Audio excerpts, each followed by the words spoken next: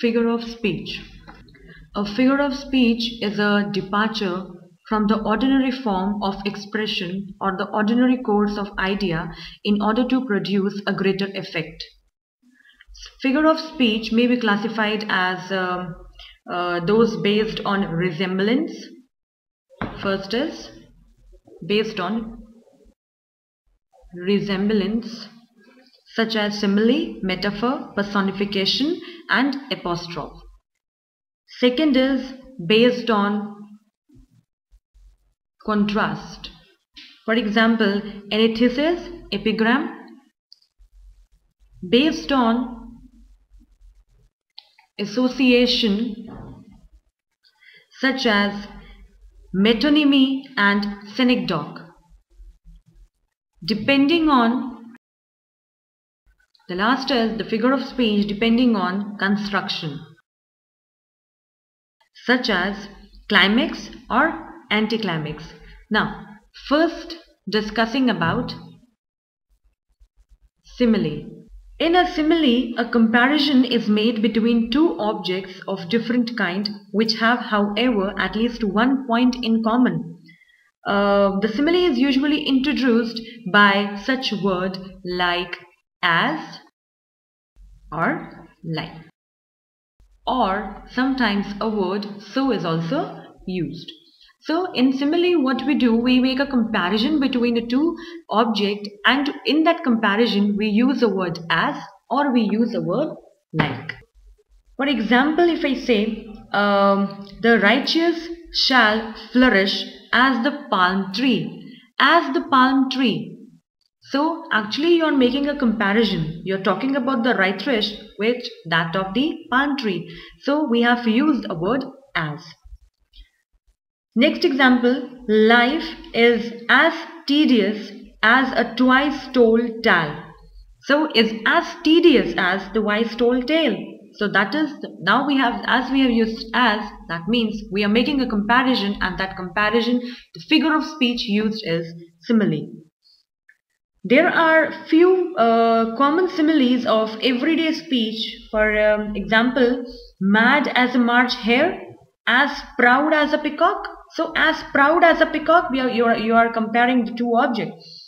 As bold as brass, as tough as leather, as clear as crystal, as good, and as old as the hill, as cold as cucumber. So this is what is the simile is. A comparison of two things of the same kind is not a simile. Next is metaphor.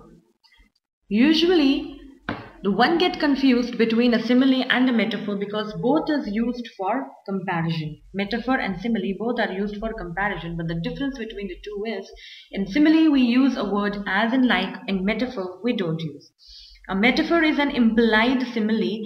It does not, like a simile, state that one thing is like another or act as another, but takes that as granted and proceed as if the two things were one. So that doesn't make a direct comparison. Or in the easy language, if I differentiate between a simile and a metaphor, is that simile makes a direct comparison and metaphor doesn't make a direct comparison. Thus, when we say he fought like a lion, he fought like a lion is the simile because he was like a lion when he was fighting. But when we say he was a lion in the fight, that is a metaphor because we have not used as and like. And if I say he was a lion in the fight, that means the both of them were one. I'm not making a comparison here. Few more examples. The camel is the ship of the desert. Life is a dream. Next, the news was a dagger to his heart. Revenge is a kind of wild justice. So every simile can be compressed into a metaphor, and every metaphor can be expanded into a simile. Thus, instead of saying Richard fought like a lion, that is the simile, we can say Richard was a lion in the fight, that is a metaphor. Similarly, instead of saying the camel is the sheep of the desert, that is a metaphor, we can expand it and say as a sheep is used for crossing the ocean, so the camel is used for crossing the desert, that is the simile.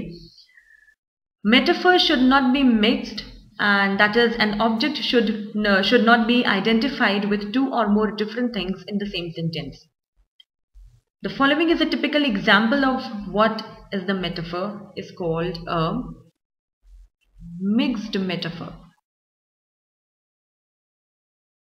I smell a rat, I see it floating in the air, but I will nip it in the bud. Next, talking about personification. Personification is also the one of figures of speech. In personification, inanimate object and abstract notion are spoken of as having life and intelligence. For example, laughter holding both her sides. Laughter holding both her sides. So laughter is something which is, which is not a living thing. But still, when I'm saying laughter holding both her sides is actually building a life in it. If I say both her sides, that means I'm building a life in it. That is known as a personification. Next example, Death lays his icy hand on king. So death again is not a living thing. So death lays his icy hand on king. That means again I'm bringing life to it. In short, you can say bring life to non-living things. Next, I'll talk about apostrophe. Apostrophe. An apostrophe is a direct address to the dead, to the absent, or to a personified object or idea. This figure is a special form of personification. For example, roll on, though deep and dark, blue ocean, roll. So, roll on, deep and dark ocean. So here this is apostrophe. Because here you are not bringing a life to it. Bringing a life to it is personification. Here you are not bringing a life to it, but yes, you are directly addressing to the dead or to the absent, the person which is not present there, or the thing which is not present there, or the thing which doesn't exist in this world, and you are addressing it to that person. That is known as a apostrophe. One more example, O judgment, thou art fled to British beast. So again, you're not bringing a life to it, but yes, you are addressing the dead. Addressing the dead or to the absent. Next figure of speech, that is hyperbole. In hyperbole, a statement is made emphatic by overstatement to exaggerate something. To exaggerate. For example, here's the smell of blood still. All the perfumes of Arabia will not sweeten this little hand. Next example. Why man, if the river were dry, I am able to fill it with tears. I am able to fill it with tears. What the person is able to fill with tears is the river, if the river were dry. So here it is exaggerating, but here it means that the person is willing to cry a lot, but it is not feasible that he is going to fill the river with his tear. So that is what is hyperbole, to exaggerate something. Like nightingale break the silence of the sea. The silence of the sea cannot be broken by nightingale. So that is what is exaggeration. Next is antithesis. Antithesis. In antithesis, a striking opposition or contrast of word or sentiments is made in the same sentence. It is employed to secure emphasis. For example, man proposes, God disposes. He had his jest and they had his estate. Other example of antithesis is a striking opposition or a contrast. Next, I'll take oxymoron.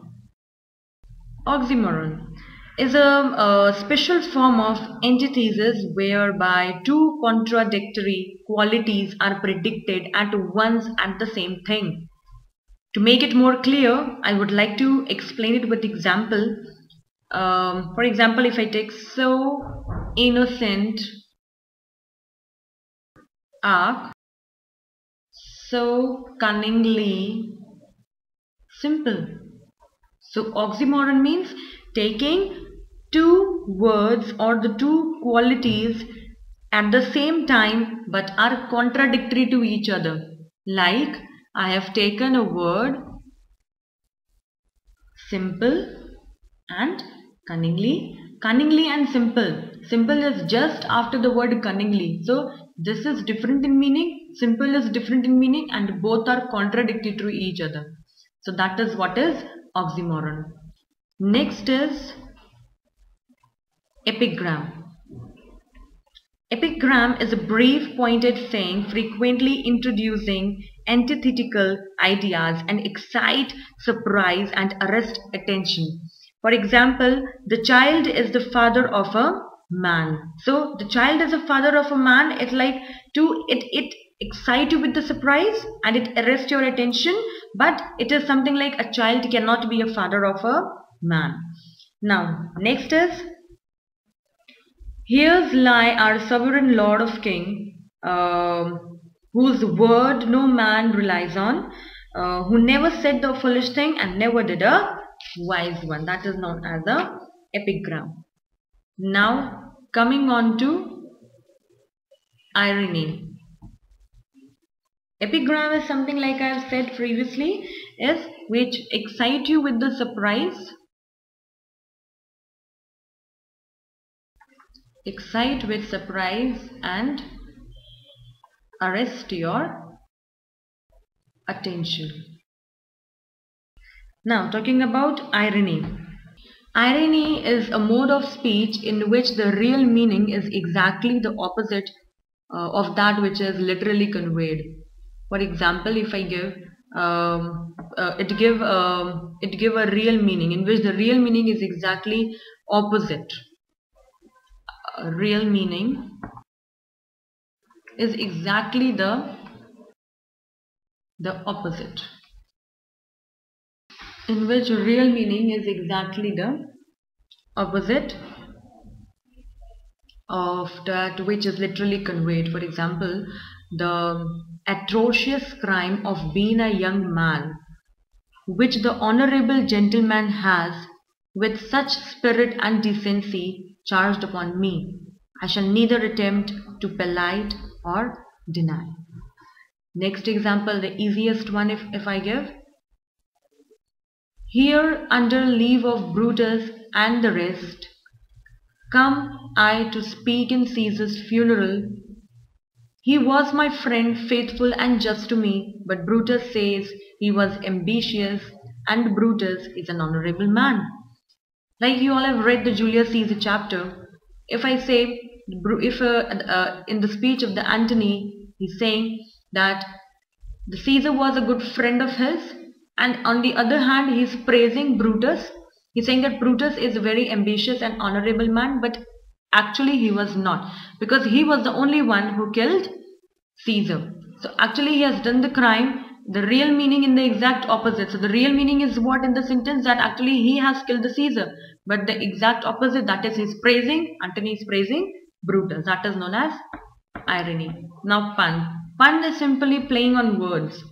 A pun consists in the use of a word in such a way that it is capable of more than one explanation, the object being to produce a ludicrous effect. For example, is life worth living? It depends on the liver. It depends on the liver, it conveyed to meaning. It depends on the liver. It depends on the liver real mean the first meaning, that is the person who is living, and the liver the part of the body. Second, the ambassador is an honest who has lies abroad for the good of the country. Lies means to lie and lies means to stay somewhere. So the single word is conveying the same meaning. Next I talk about metonymy. In metonymy, literally a change of name, an object is designated by the name of something and generally associated with.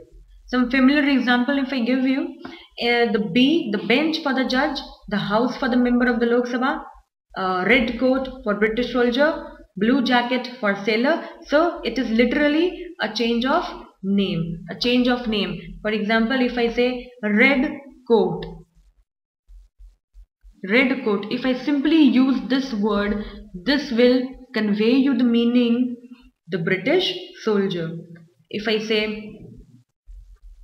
simply use the word the crown, if actually I want to talk about king, but in the place of king I am using some different word, that is the crown. The crown will also speak the same thing. That is what I want to speak about, that is king. Next, synecdoche. In synecdoche, a part is used to designate the whole or the whole to designate a part. For example, this is very simple. If I explain you with the example, give us this day our daily bread.